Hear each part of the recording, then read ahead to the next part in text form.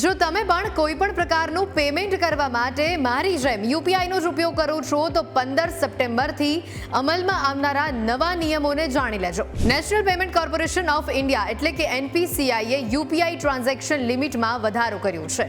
આ બદલાવ ખાસ કરીને ફોન પે, પેટીએમ અથવા જીપે વાપરતા ગ્રાહકો માટે મહત્વપૂર્ણ સાબિત થવાનું છે.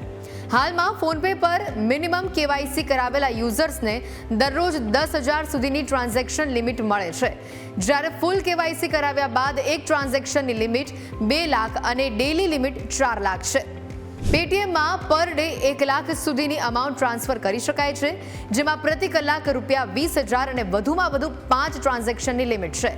ગૂગલ પેમાં યુઝર્સને એક દિવસના કુલ 1 લાખ સુધી અને મેક્સિમમ 20 ટ્રાન્ઝેક્શન કરવાની છૂટ છે. નવા યુઝર માટે પ્રથમ 24 કલાક દરમિયાન માત્ર રૂપિયા 5,000 સુધીની લિમિટ રાખવામાં આવી છે. ત્યારબાદ નોર્મલ લિમિટ લાગુ પડે છે.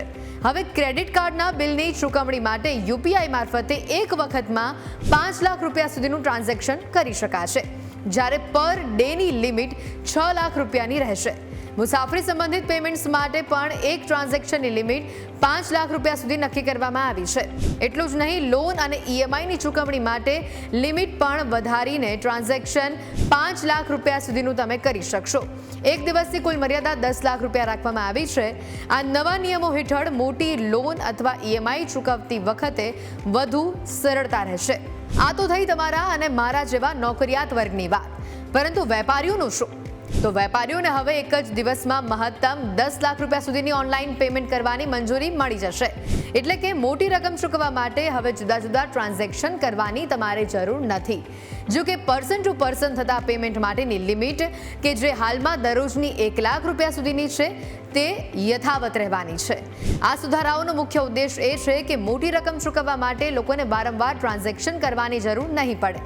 હવે વીમા પ્રીમિયમ, લોનની ઈએમઆઈ અથવા રોકાણ સંબંધિત ચૂકવણીઓ એક જ ટ્રાન્ઝેક્શન દ્વારા સરળતાથી કરી શકાશે. નવા નિયમોથી પેમેન્ટ પ્રક્રિયા વધુ ઝડપી અને સુગમ બનવાની છે. આની સાથે જ યુપીઆઈ એપ્લિકેશનની ડેલી અથવા કલાક દીઠ લિમિટ ઉપર કોઈ જ વધારાનો બોજ નહીં આવે. એટલે વપરાશકર્તાઓ માટે આ એક અનુકૂળ અને લાભદાયી વ્યવસ્થા ગણાશે. યુપીઆઈ ટ્રાન્ઝેક્શન લિમિટમાં થતા આ ફેરફાર અંગે તમારું શું માનવું છે તે અમને કમેન્ટ સેક્શનમાં ચોક્કસથી જણાવજો.